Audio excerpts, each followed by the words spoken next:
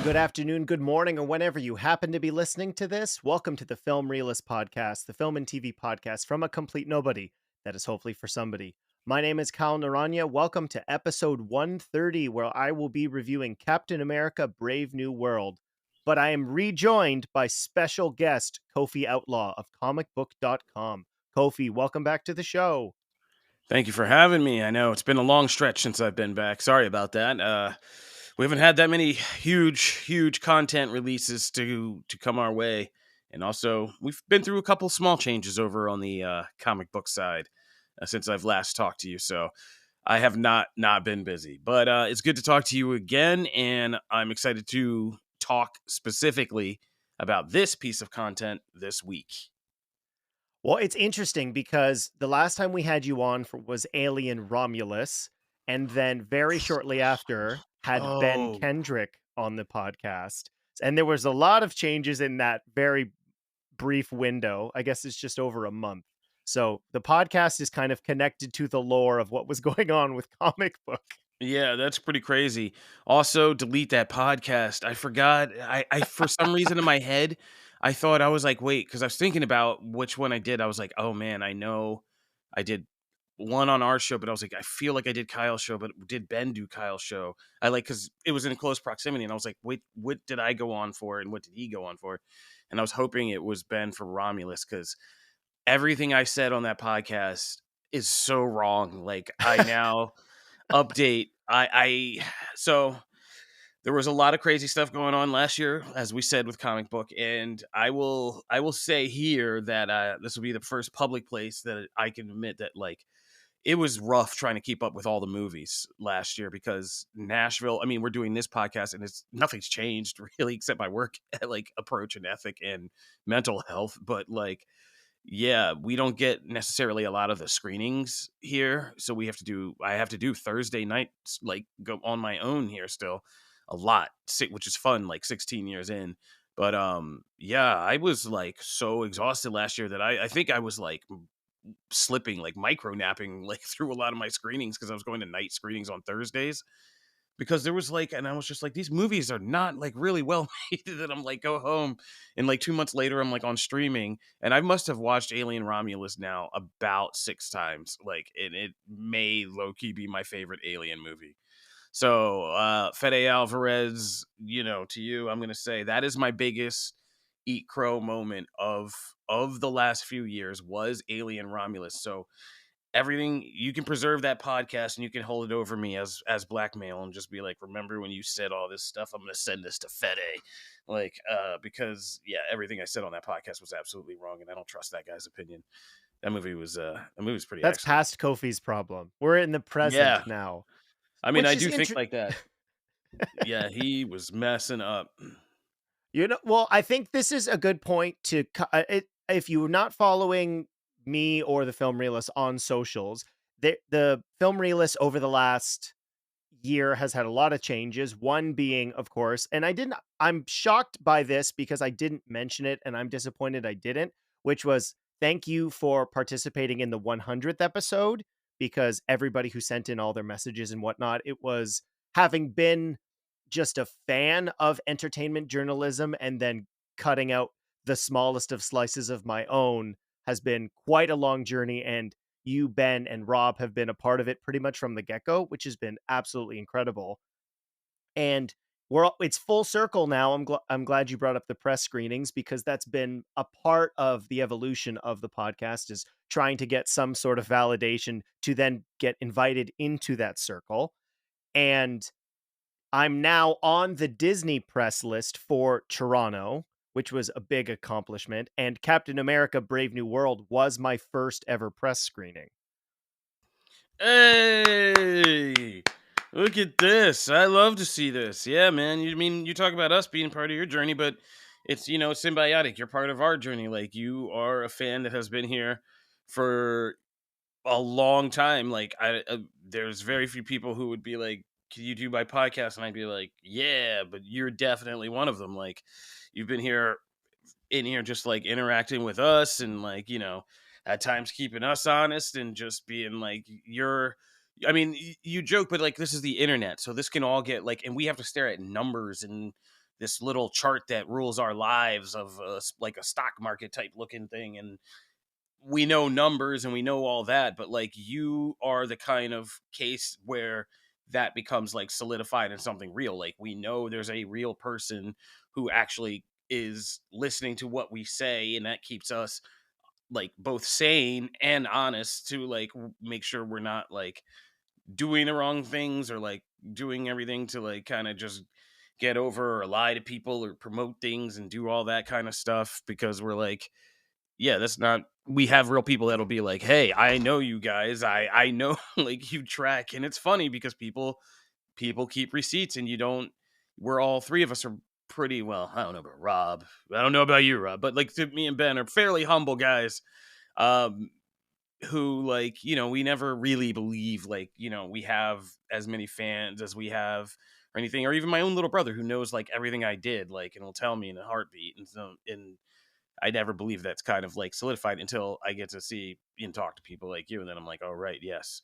Like I'm not in a void chamber of my upstairs. And I'm sure you know the feeling. I'm not in a bunker of my own talking in a mic like on some CB radio, like one day we're gonna get the internet together and we're gonna see this ultimate Marvel movie. Like there's real people that we're talking to. So thank you as well for that and for, always sticking with us, even as we bounce around through this crazy high school saga of changes and rechanges. And right now, just everybody just like hop in a line like some weird fence, like, hey, I'm over here at comic book, I'm over here at Screen Rant. Yeah. Hey, and we just keep Yep. doing that.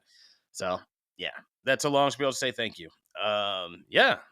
And I believe we were here to talk about some sort of motion picture.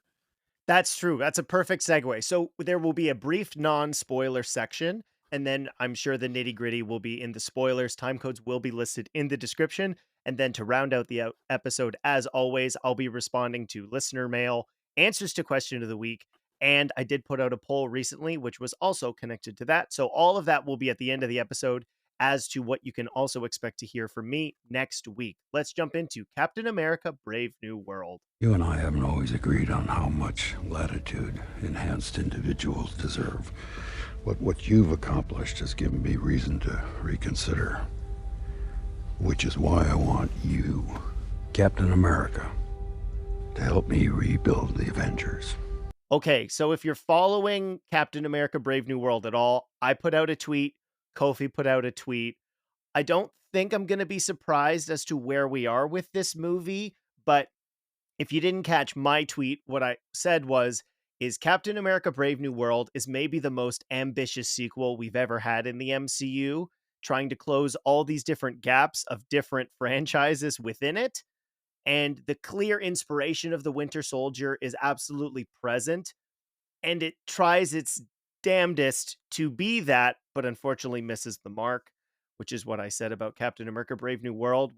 This movie maybe requires the most homework out of any individual film, and I'm of two minds of that, Kofi, which is I actually really appreciated that because I have family, I have friends who have really fallen off post Endgame, what I like to call we're in the Degrassi next generation phase, right? Oh, Where Drake's in a wheelchair and all that stuff, just in terms of the continuation of this universe.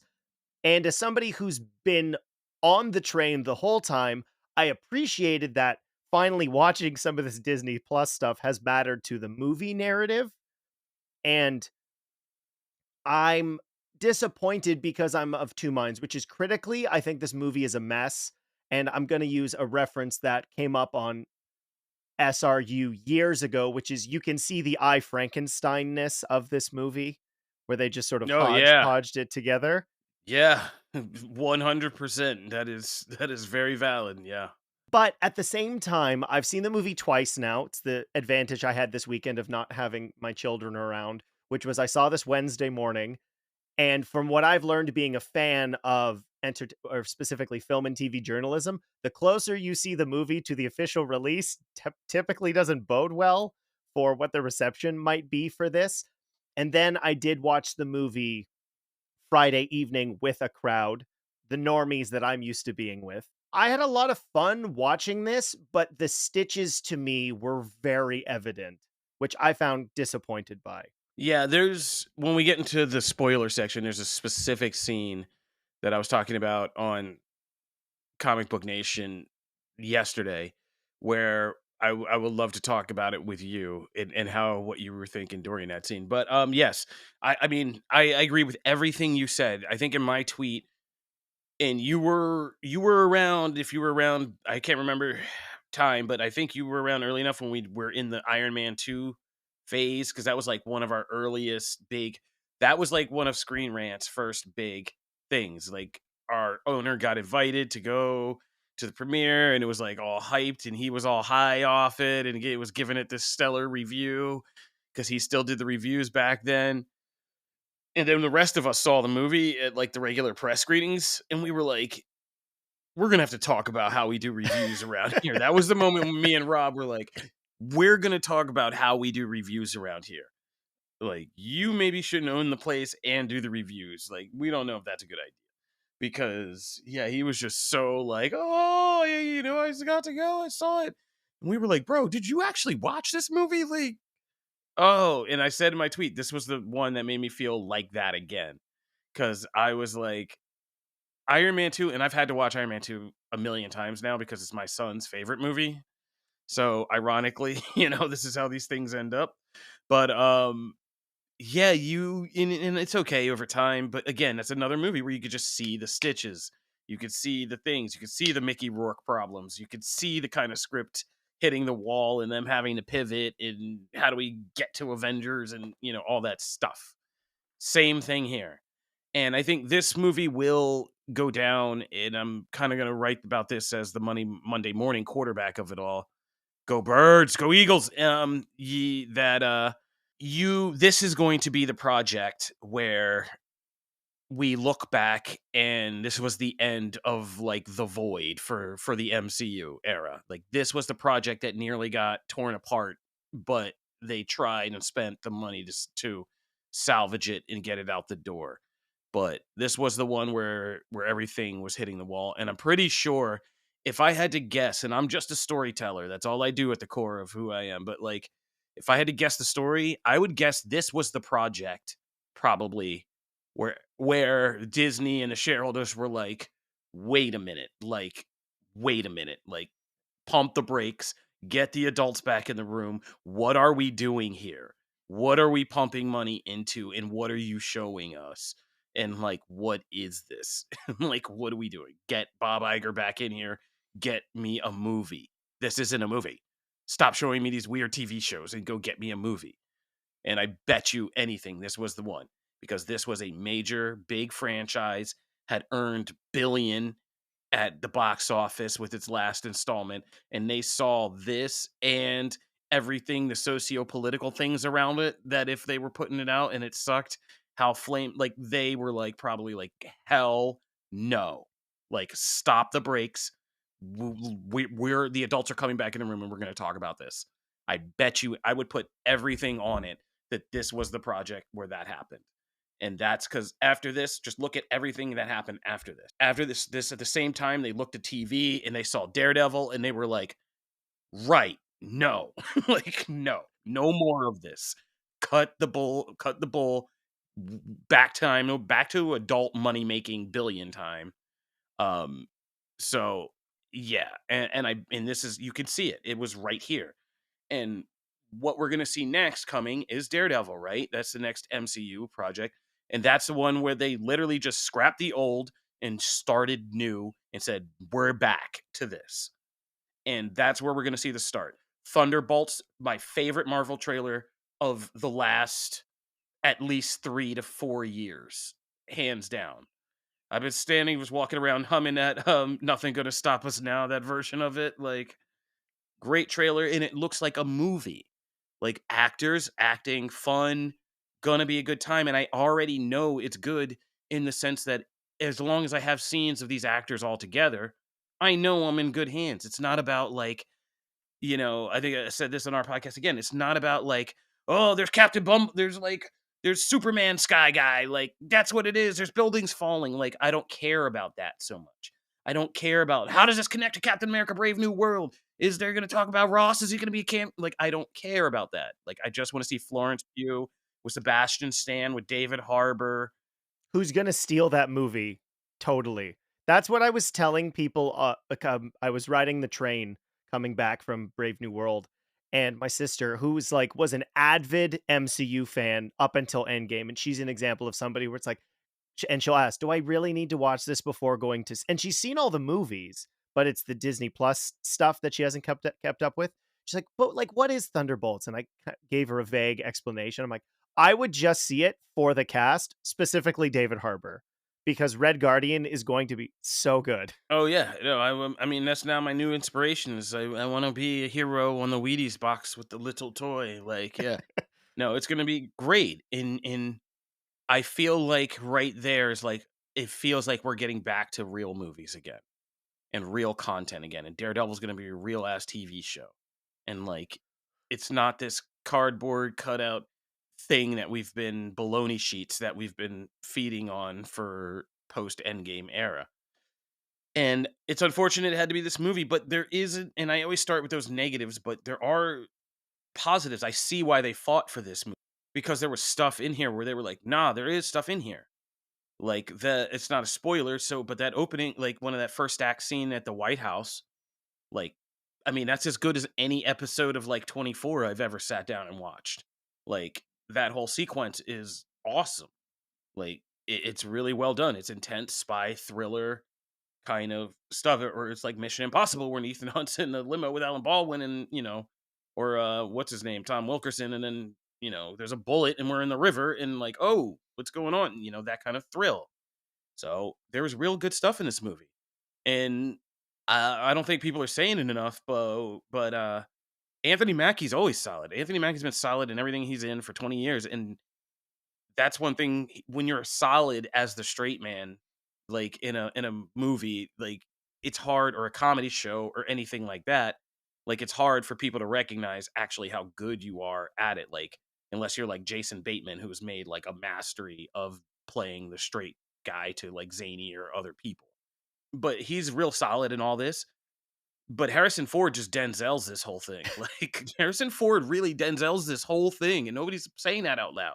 I totally agree with you. That was when I left my screening, I had this, like, jumbled opinion where I felt like, "Okay, well, I'm disappointed because all of the elements that clearly got this through the door," and I totally agree with what you're saying about the production order, and all of this it's clearly evident, and there's been a lot of exposés as to what was going on in the post Endgame production period with Marvel Studios, that I could see all the elements of what would have made this a great movie in terms of, like, and we can get into it in spoilers, but the continuation on the things, and some of these are just flat out in the marketing, but I think it'll be more fun to discuss in spoilers. This is, in my opinion, Anthony Mackie's best performance I've seen from him, maybe ever. He does such a great job in the movie, and him back and forth with Harrison Ford reminds me of things we liked from the MCU, which is regardless of the quality of the actual dialogue, but just having two actors go head to head in confrontational conversations really does sell to me more so than Falcon and the Winter Soldier did. Why Sam Wilson is the next captain. I mean, the next from Steve Rogers, but obviously our current Captain America. And that ideology he has being the regular person, and it comes up through parts of the film, and obviously my perspective is going to be slightly different than yours in terms of what the overall I, for me it felt slightly jumbled, but like the message of him being Captain America being present is part of the movie's subtext that feels like it comes up inconsistently about Sam Wilson being Captain America. And as somebody who grew up with Justice League and Justice League Unlimited, more Carl Lumbly, I'll never complain about that. But some of the dynamics just feel present through parts of what this movie was and then parts of it not. I like the back and forth with Danny Ramirez. I like Joaquin Torres, but the mess of this is the thing that I left most frustrated. Yeah.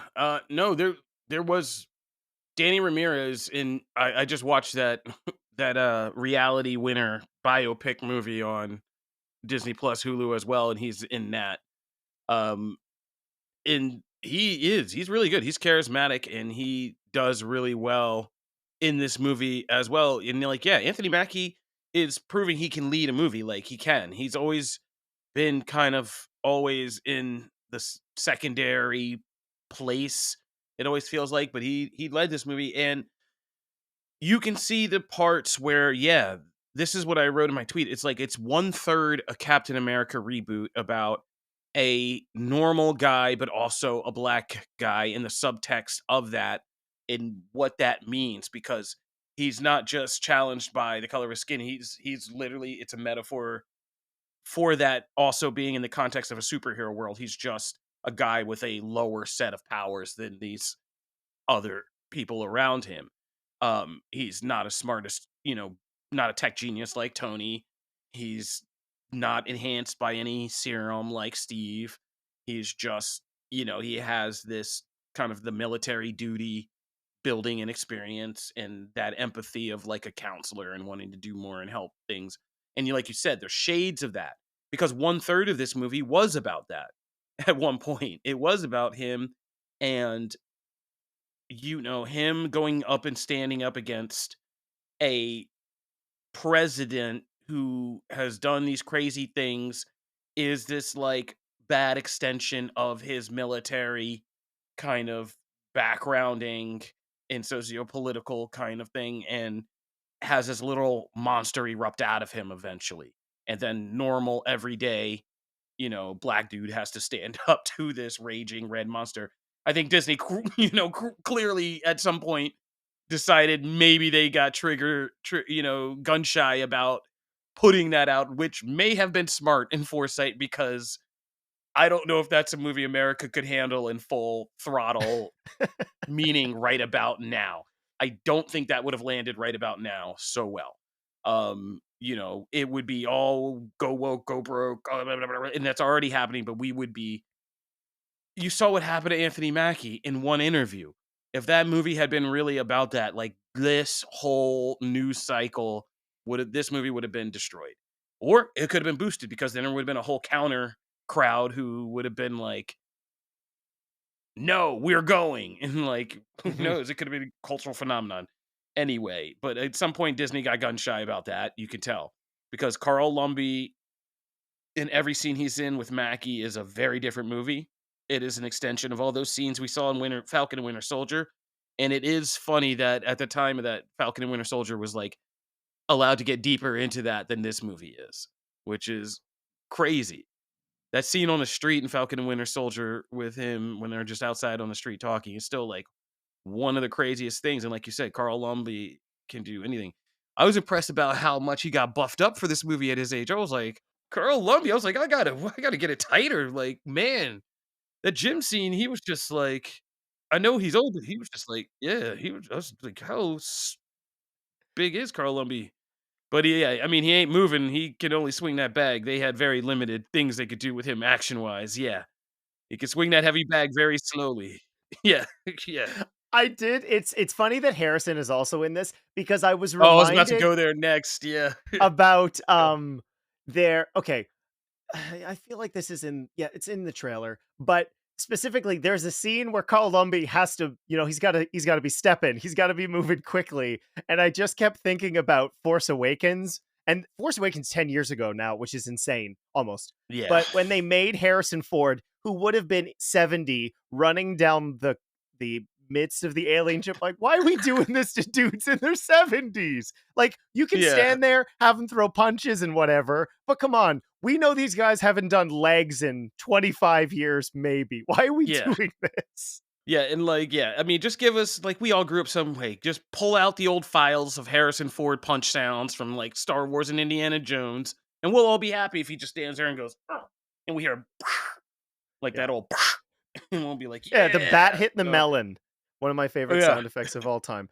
I think it are the opinion we've given, I mean opinions because it's plural, there's two of us, on what works and doesn't work about the movie. What's interesting enough is the third act of this movie was in the first trailer, which is such a unique marketing ploy from Disney, who for so long has tried to be so secretive. I don't remember where I read it, so I'm not going to give credit or false credit, where originally the marketing for No Way Home was just going to be about Doctor Strange fighting Spider-Man, and then Jamie Foxx and Alfred Molina were like, "Yeah, we're in the movie," and then they leaned heavily into that instead, and where part of this and well, this is gonna lead into spoilers, which I found particularly interesting, which was Red Hulk immediately was a part of the marketing. Whether that worked or didn't, we'll find out. We're recording this on Saturday morning, and the projections are out, but who knows, that could change very quickly.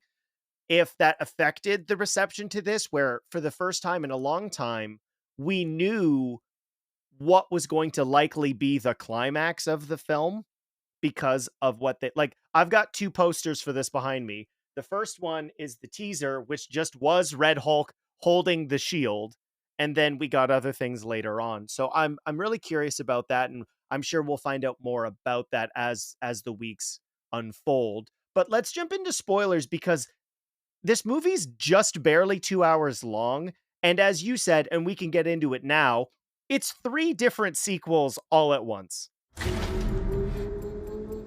You asked for me. Here I am. You want to help me? Is there anything you remember? Yeah, it's pretty crazy. Oh, well, it's 2 sequels in a Red Hulk origin story, which is actually the thing that, like, I was like, "Huh." That was the thing that won out when we were saying Harrison Ford, Denzel this, like, there's an actual he's the most compelling arc in this whole thing. We're in spoilers now. Spoiler alert. But, yeah, the whole thing they did was giving him both the political kind of motivations. He's the most complex character. He's an old kind of red, and we know, like, conservative coded war hawk, but he's trying to do this turnaround in his life because of personal reasons with Betty, where he is in life, how he's feeling as an older man, lonely. There's a lot of shots. If you see, there's like all this visual subtext of him constantly being isolated and alone, having achieved this power only to kind of lose everything else. And there's a whole deep story here about this and what he's going through internally.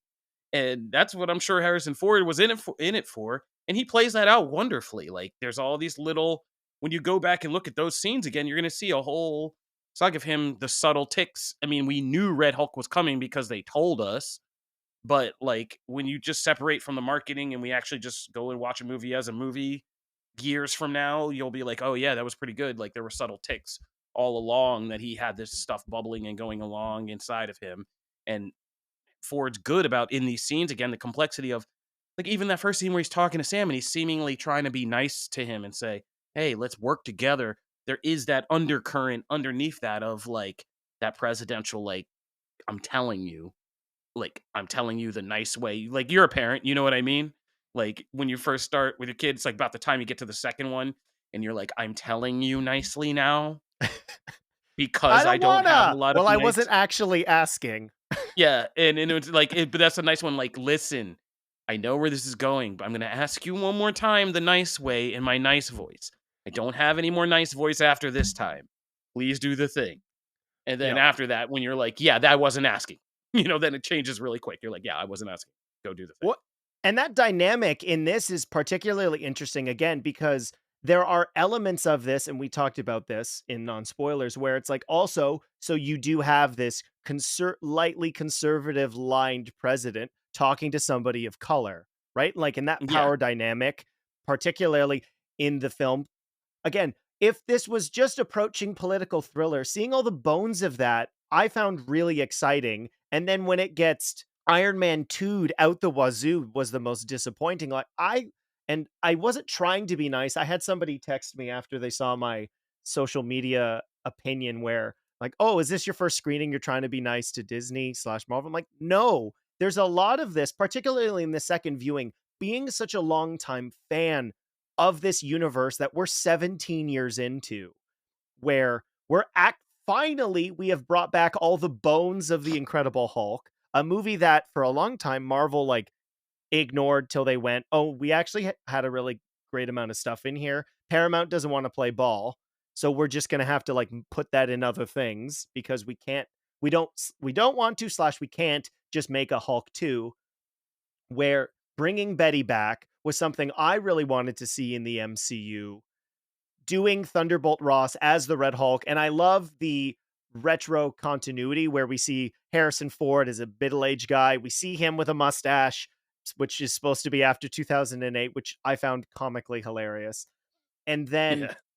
touching on the political nature of the Eternals with Tiamat sticking out. And I wasn't one of those people where we haven't talked about it. It's like, well, in what movie would you talk about it? Maybe the one where politics are kind of part of the story, being something like Captain America, where in the pitch for this, whether they were separate or part of it in its entirety, I actually love that and having the leader in it. The problem is it all comes down to, and this just seems to be, and where I completely align with your theory that we went to that you discussed in non spoilers, which is all of this feels Disney plus in where we've got some ideas, maybe we came up with them later, and the way to which we weave this story together, that's where it gets really messy. Like the leader as a tactician, and everyone is going to talk about this because it is Captain America 4, but comparing it to Winter Soldier and Civil War, where you have somebody pulling all the strings, the way in which the leader is used is comically poor, which was disappointing to me because I like that character just from an aesthetic standpoint as well. And then I'd love to hear what you have to say. I hate his design. His like brain head is certainly worse than the art that had leaked earlier where he had a tall noggin and it was just kind of Ving out was really Yeah. disappointing. And that's where we see a lot of the reshoot work in this movie. Oh yeah.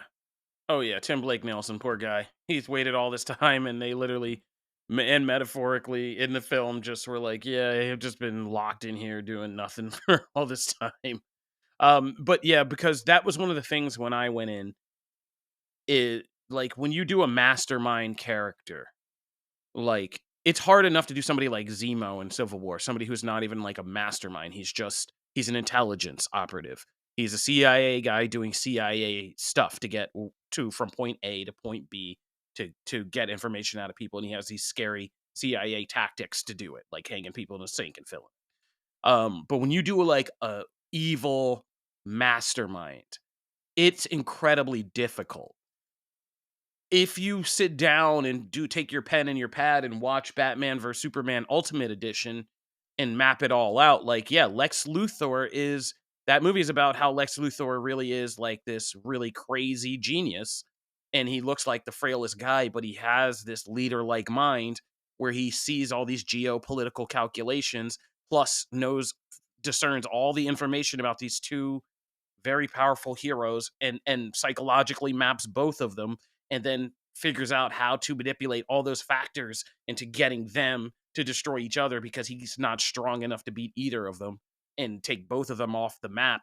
Like, it's actually a really good Lex Luthor story, but the thing is you never know that because when you have to sit down and map that all out, it's a whole Venn diagram, right? It's like a whole Charlie in the mailroom on the wall, Carol in the middle, like, and you have to put all the strings together. And the average moviegoer, or even a smart moviegoer, when we go to movies, is not, you can't put that all together in your brain and follow it. So you have to make it digestible to the audience. It's very hard to do because then you run the risk of just doing something that's so stupid that anybody with half a brain is like, that's a mastermind. Like, this doesn't seem very mastermind. And so, like, it's almost nearly impossible to get that right. Like, Civil War really does it so well because of who Zemo is as a character and like the limits that they put on it. He's such a, like I said, he's a great intelligence operator. But at the end, he's like, I'm not trying to mastermind anybody. I have one simple piece of information I found out that I knew was out there. I found it and I put it right in the right place for you to destroy each other. And you're not even going to see the results in this film of what I've done to you. But I did screw this whole thing up. And like that kind of like humble pie win is it works for that character. Yeah, but trying to do a true mastermind is like nearly impossible. And on this one, they definitely went for the under rather than the over. Well, and that's abundantly clear because I noticed it much more in the second watch where where we see him in his prison, aka lab, the back third of the movie is just explaining what he's been doing because the movie doesn't tell you. And Civil War is probably the best comparison. And I was thinking about this as you were just talking about Zemo, which is what's so brilliant about what Zemo does. And in terms of the MCU just taking like a sticky note that's in a later movie, which is the death of the Starks is in Iron Man 1. We learn they died in a car crash. That newspaper is shown to us. And then in Civil War, the brilliance of that is they go, well, what if that wasn't an accident? And then Yeah. everything else unfolds after that, which is unfortunately this movie taking off of Incredible Hulk is happening at double the length, if not more, 2008 to 2025. And you're having to tell us, and it is you and Ben would know this much better than I, which is the rule is show, not tell. The problem with this movie and all the ground it's trying to cover, it has to tell you everything Oh, yeah. because it's trying to cover so many things. And if you take the leader out and just have this be a social political statement on Captain America's role in the United States as we speak, while dealing with the international ramifications of also adamantium is what Tiamut's made out of, the hand and the head sticking out of the ocean. Like, what does that mean for a guy? Have they said that Sam Wilson is from New Orleans? Right? They did, right? That was a part Yeah. of Falcon and the Winter Yes, Soldier, Falcon and Winter Soldier. Yeah. right? And so you're putting a guy from New Orleans to deal with that. Like, that's a compelling movie on its own. But when you compound all the MCU homework that are a part of this, but then at the same time, I don't want to be overly critical because I can't even imagine, as you said, laying this all out Charlie style, I'm sure was a ton of work. Seems like it was done kind of in pieces, particularly with the reshoots. And Oh, yeah. and to me, that's where my biggest disappointment was, which is like the bones of this, similar to some of the other Disney Plus shows. I can see why it got made, but when you start taking out an ankle bone or like a left foot, this thing becomes unstable really quickly. Oh, yeah. No, like, yeah, let's get into some specifics. So, like, yeah, the whole Serpent Society thing is the perfect place to start. Um, every scene with Giancarlo Esposito is one of the worst scenes I've seen. I think that first sequence, I was so concerned. I texted Ben because I was in a 2 o'clock showing on a Thursday afternoon in an almost empty theater, but in a Dolby theater. So I was like almost in like this row and booth, almost by myself. I'm not a regular phone movie person, but I was tweeting Ben. I was like, I'm really concerned this is going to be like the worst directed movie I've seen since Thor 2. And like, because I was watching the first 6 or 7 minutes of this movie where Sam drops in and takes on the Serpent Society. And I was like, and I think I ended with like, this is either the actual original movie or the reshoots. I hope it's the latter. And it turned out to be the latter, thank God, because I was like, okay, the rest of the movie, I never had to say that again. I was like, I got the rhythm of it after that because then I saw the sequence with like, Carl Lumbly, the gym sequence, the limo, the White House, the shoot up. And I was like, oh no, I'm locked in. This is actually well directed enough. It's not, you know, John Wick style, but like it's competent enough that it's not as bad as that first sequence. That must be the reshoots. Then every time I saw it in the film again, I was like, yep, those are the reshoots. I got the rhythm of what was what really quickly. So I saw the real film, then I saw the reshoots. And like the scene I started out talking to you about was that I couldn't stop laughing is there's a scene end of the second act going in the third act where Sam goes to see Sidewinder while he's locked up at this military base. And I said, this scene looks like if you and I were on a Zoom meeting and the background of your meeting was a military base, like, in the thing. And I said, and not to get too deep about like racial things, but like, black people and hairlines and the way that goes, like, it's different. Like when you're trying to superimpose, somebody against an artificial background and they're an African American.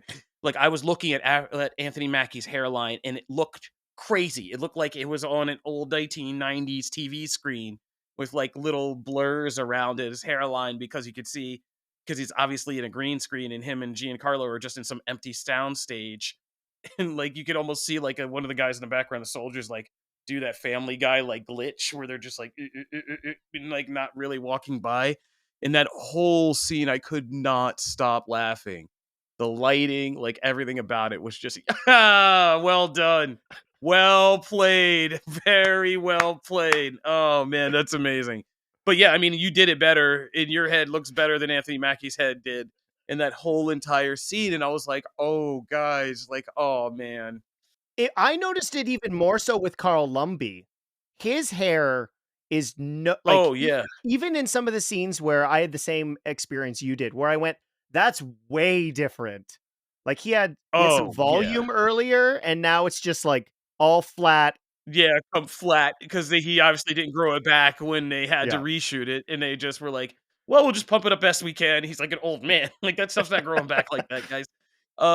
But yeah, it was crazy, and so the funny part is everything they reshot. I know why they did it, but because they looked at the film, and really, what this film would have been this deep. It would have been that White House action sequence, then this kind of pulse pounding investigation with the surprises of people hypnotizing, pulling guns everywhere, which was cool, really Mhm. cool. I love that kind of stuff. I love that body snatcher type stuff where you don't know. I'm a horror fan, and my favorite horror is when you think a normal room is normal, and then everything goes like turns just sidewinder, like or not sidewinder, goes sideways crazy, like Ready or Not, stuff like that, right? Like I love those kinds of films. The Thing. And so yeah, The Thing, one of my favorite films of all time. Like, yeah, anything where you don't know who's who and what and the people you're in a room with, and it can get really crazy. That's why I also like if you haven't seen that, it's What's Inside on Netflix. Fantastic film. Go watch that. Great film from last year. But anyway, so that was all great. But what they added is they looked at this film and they were like, okay, so we had that White House sequence at the beginning, and then it's just a long investigation, and then it's a reveal that like homie president is Red Hulk. Right. That sounds great, but that's not a Marvel movie. There's a long stretch of political intrigue. This would be a great like David Fincher film or something like that. But like this isn't like a Marvel movie. So what do we add? So we add Sidewinder for more action sequences at the beginning, in the middle, and in the second act.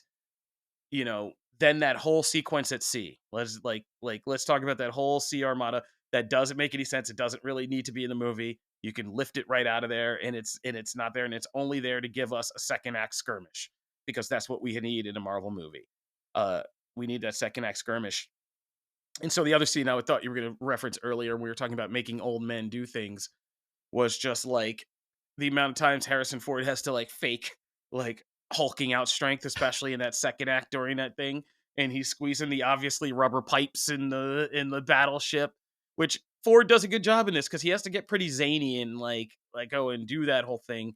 But he does pretty good in that sequence about making everything like pump up and like boil over and all that. But like yeah, it was just that whole sequence at sea. I was just watching that whole thing and I was just like, so we're just flying after 2 planes and a couple missiles, and the whole world hinges on this, and Japan can't figure out that this is odd, and nobody can figure out it's odd.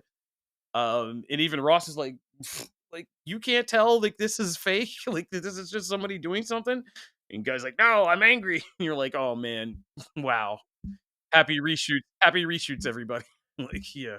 They did the actor from God, or what was it called? What Monarch Legacy dirty in this. He's maybe one of the dumbest political leaders we've seen in a long time. The Who's the president of Well, I mean, Japan. it also fits, but he was also in Shogun. I think he's, Ishihara, he was the, Toranaga's rival in Shogun, Yeah, I believe. yeah, he was. And yeah, so he was kinda the same character in that. Thought he was smart, and then, he's not that smart politically, but he's a fantastic actor. So, like, yeah, they did him kinda dirty in this. Like, he was there just obviously to get that East Asian crowd and demographic, in the theater. Soon in You say it's okay. Marvel, you guys He's gotta Iron Man stop. 3. He's Iron Man 3. He's and Yeah, but then I was gonna the yeah. doctor from Age of Ultron. Trust me, Yeah, I was like, "We we've gotta been here stop doing before. this. Marvel, stop doing this."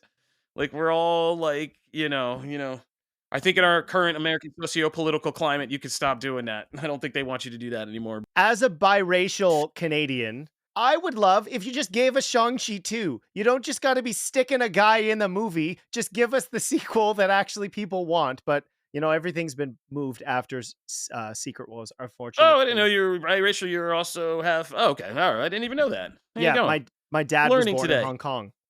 Yep. Oh, wow. Mhm. Look at Yep. that. We are learning about each other, all kinds of things Yeah. today. Known you all these years, still finding out stuff. If you I'm Philadelphian if you didn't know. Oh, I That's trust me. my We follow each other on Instagram. And so this is you'll go back and I think you'll appreciate this in my Love Hurts review because it was such a long weekend. I was recording it during the Super Bowl, and at one point I was like, "What's the score?" Oh, wow. Okay, great. Because I did not want the Chiefs to win. Oh no, I was having a party here. It was one of the best parties I've ever had in my life. Oh my god. I got a text from my neighbors. They were like, "We saw you and your son in the cul-de-sac celebrating." Because I was like, I have a Bose, like one of those Bose bullets, and I was Mhm. just, oh man, I was playing blow the whistle. We were just going crazy. He was hitting them with a gritty. We were out just singing the Eagles fight song in the middle of the cul-de-sac. I was fairly drunk, That's fair. full Yeah, of disclosure. course. Yeah, I but my whole family was here. It was great. It was a good time. it definitely, I think, Whew. for most football fans was a win that people definitely preferred. Um, I I think what's disappointing to me mostly, and I feel like I've had this a lot with just, and I don't even like using the word content because it feels so callous, but I mean, for some degree, that's how Disney kind of treated all of its stuff on Disney Plus with Bob Chapek specifically. In that, I really want to see a version of this that we get from the original part of the movies that, or this movie that we do see. And I'm curious, you talked about Iron Man 2 because of this doing, I mean, there's no legwork. We might as well talk about the post-credit scene to wrap it up, which is, hey, just Secret Wars is coming. That's Yeah. it. I'm a I'm smart enough to statistician. know. Yeah, I'm smart enough to know that Yeah. there's other realities and they're coming for us. I mean, but the only thing I liked about that scene is how that scene, and this is kind of a good final, not final for me, but like a good kind of closing, starting to bring us the plane onto the tarmac summation of this whole movie is that scene summed up the dilemma of Sam and Captain America better than most of the rest of the movie did. Where he's just like, that's the most compelling thing. Cause I was like, oh, when he's like, you're Captain America, you want to shield the world. Well, what happens when you have to shield your world by taking out other worlds of heroes just like you? And then you're Yep. like, that things that make you go, like that's already compelling. I'm more excited now to see Sam have to do that, have to be a hero, look at other Captain Americas from other worlds and be like, yeah, can you kill us, Steve? Like that's why we need Chris Evans back. Mhm. Not so he can run out and we're all like, yeah, but like where he comes out and he's like, I don't want to kill you, but I am going to save my world. And Sam's like, holy crap, like, uh-oh. And then we're all like, uh-oh. Like I want to see Sam and Bucky do a reverse kind of like, on Civil War and have to just take on Steve and like a version of Steve in a brutal fight. Some alternate version of Captain America we love, the Hydra one. I don't know. Who The cares? Hydra one would be But fun. I guess we didn't talk about that is the one of the things that it felt weird that they weren't going to address, and they make it a surprise, which is Bucky showing up, which to me made no sense because if you did watch Falcon and the Winter Soldier, you saw how good they were bouncing off of each other and the development of that relationship without Steve. And I think it's one of the things that does work really well in that show. And then like understandably we're pivoting to Joaquin Torres, Danny Ramirez as the new Falcon. I get that. But to not have Bucky to be somebody to lean on until, and I don't know, I haven't looked into this at all, if that was a reshoot, if that was originally a part of the story. Regardless, I thought that was one of the best conversations, again, of what this movie probably was, with Sam being like, as you said, like, I'm just a black dude from New Orleans, and Steve Rogers saved two or stopped two alien invasions. like, maybe I'm not cut out for this. Yeah.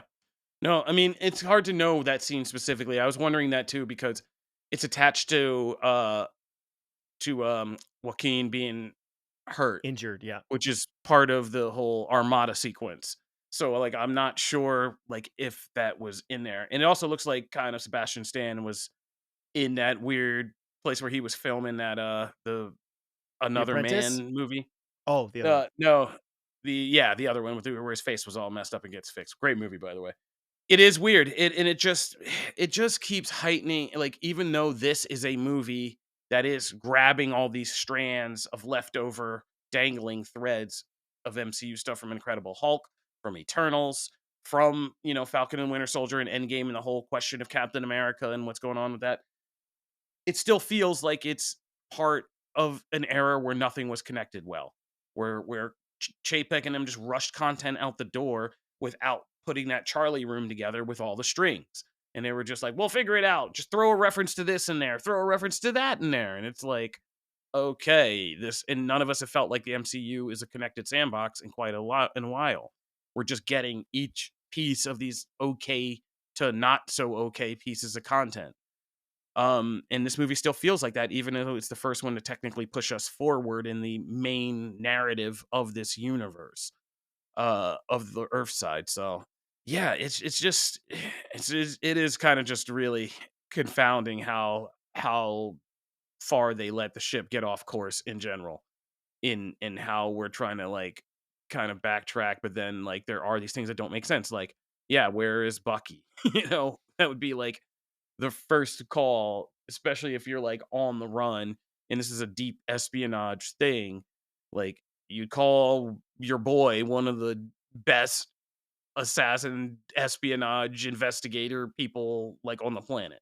And I don't want to ever pick on anybody, but Shira Haas talking about kind of getting other markets and doing that whole thing and getting weird about it. But Shira Haas was a weird presence. I mean, she was a weird presence in this movie. I mean, there were just like there were shots of her, like, I'm sure she's a great actress for certain things, but, like, as a spy espionage person, there were shots in this movie where I was like, "This just doesn't play to me, like, visually." She's a very small and kind of, like, unique looking lady, like, it just didn't work for me, and her character was very weird to me in those scenes, kinda was just awkward. It was kinda like The Foreigner and Craven, except I like The Foreigner 10 times more than I like not quite Sabra, from Yeah. the comic, so, yeah, that was weird. Alright, I think I've beaten up on this all I want to. I do wanna big up, like I do wanna big up that there is hope for the future. That Red like, what they reshot action-wise look great. Like, the sequence of Falcon and the aerial dogfight looked great. The only thing that didn't look great was that opening sequence that I referenced earlier saying I thought this was the worst directed. It's because when they went back over it, I know what happened. They went back over it and they were like, "You know what we don't have? We have 0 scenes in this movie that prove Sam Wilson can actually fight. In a Falcon suit with wings, he in a shield, like, yeah, he's great. Like, he can do all the vibranium explosions, and at the end with Red Hulk, it's that, like, right? He has to Mhm. use the suit, his smarts, kind of flying, maneuvering, and that's how he's gotta win that fight, and then eventually talk him down. Like, so he doesn't use his fist, it's the counselor inside of him, which I liked, by the way, Mhm. that at the end of the day, Sam uses his counselor kind of empathy to get this thing to power down. Well, in Um a really great, excellently, redone green screen backdrop, which is Yeah, those another. cherry blossoms. Yeah. We need a cherry. I want those cherry blossoms as my background for my Zoom meetings from now on. They Yeah. should just sell it. Marvel should have a sense of humor and just sell it as like a set of They of should Zoom have a backdrop. wallpaper, yeah, a Zoom background Oh, app. yeah. Yeah, they Yeah, that would just be like every time you get it. Yeah, yeah. Today, I'm in cherry Paul blossom Newman's season. office in SHIELD headquarters, yeah. Oh, the OG of the crazy green screen settings. Yeah, Paul Newman was like, I'm not Paul Newman. Who's the other one? That's Butch. Who's Sundance Kid? Oh my goodness, Robert you're right. Redford. Robert Redford, Yeah. right, yeah. Yeah, I knew what you were doing. We were there.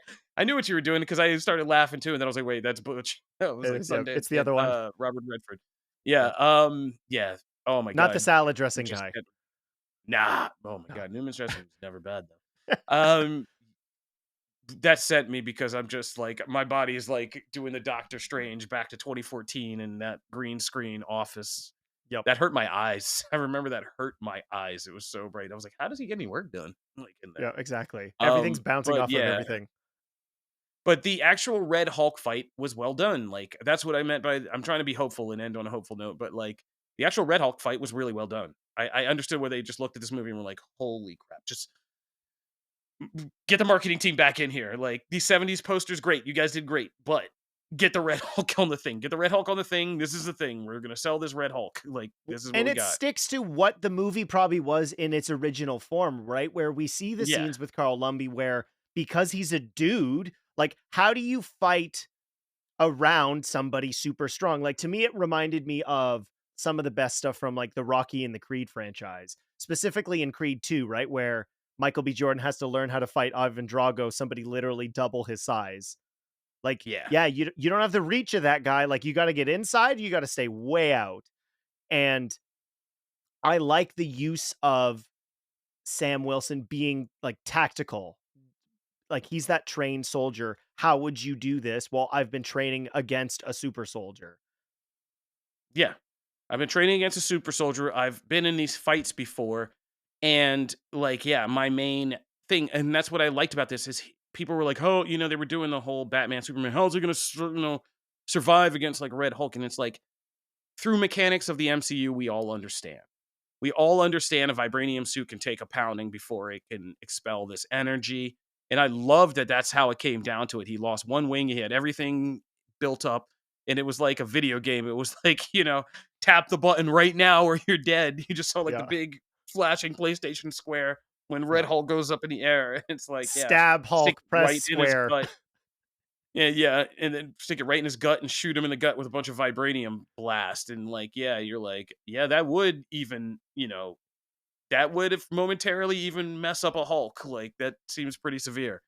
And just like the tactical, like you said, he's a flying. That was Sam's whole thing. Was he was the best at those kind of paratrooper flight suit missions, and that's what he kind of uses in this. And smart use of the shield. I mean, Captain America's shield is still an MVP of this movie, and oh man, yeah. So the Red Hulk stuff was really good, and you could see how Marvel can really invest the time and money and actually make a good spectacle. So hopefully from here on out we're gonna be sitting a little bit prettier. Looking forward to Thunderbolts and that whole thing. And yeah, this will always be one part great Marvel movie, one part Disney Plus show. And the Frankenstein. And now I know why they were showing us all those trailers with the splits in them and stuff. It was like, you guys, half of this is gonna be really good. Half of this is gonna be not so good. Okay? Come see Captain America, Brave New World. Can I ask you a question? Just fun? There's something I've been meaning to ask you. I ask the questions, you answer the questions. Why do you ask questions to which you already know the answers? Did that count as a question? Yes. Damn it. Last week's question of the week was what Marvel movie in 2025 are you most looking forward to? I've compiled all your answers. Here they are. Lady Lexi says Fantastic Four. It seems like it's going to be fun and it also just looks cool. The Real Ben said definitely Fantastic Four. Dylan Pollock, hello Dylan Pollock of Movies to Watch Before You Die. I was very happy with this, how the Super Bowl went as a Pats fan. Y'all want to compare Mahomes to real GOAT Brady, but this dude got embarrassed in the Super Bowl? Yep, definitely did. I'm definitely more excited for Fantastic Four, which feels a bit weird. Sorry, it feels a bit different than what we've gotten before. Thunderbolts looks like Marvel's answer to the Suicide Squad. Daniel Ol Medea, just to 9664, said none. Scotty Cameron wrote in, at first I would have said Captain America Brave New World, but after seeing the Fantastic Four trailer, I'm going to go with that as my answer. It looks like Marvel Studios is going to do what Fox consistently failed at doing, which was getting the Fantastic Four right. Also, it's finally nice to see the MCU's Fantastic Four as opposed to variants of them, even if they're in an alternative universe for the bulk of the film. I posted a poll on Threads, and for the future of 2025, it was 40% Fantastic Four First Steps, 30% Thunderbolts, and 30% Captain America Brave New World. And then Scotty, I missed it last week. Apologies, Scotty. Wrote into the best or his favorite trilogy of the Marvel Universe, Captain America, because all three movies are good. It's the third movie doesn't suck like so many third movies. Cough, cough. Spider-Man 3, cough, cough. Really great points. And I like to see how it's kind of spread out.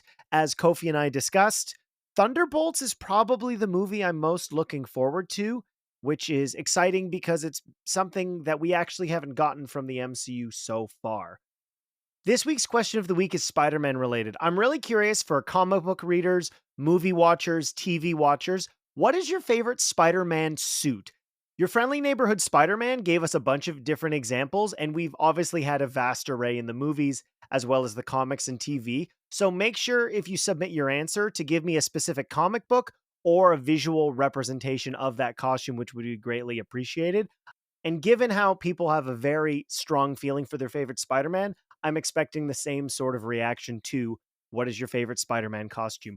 To let me know, you can comment below on YouTube and Spotify.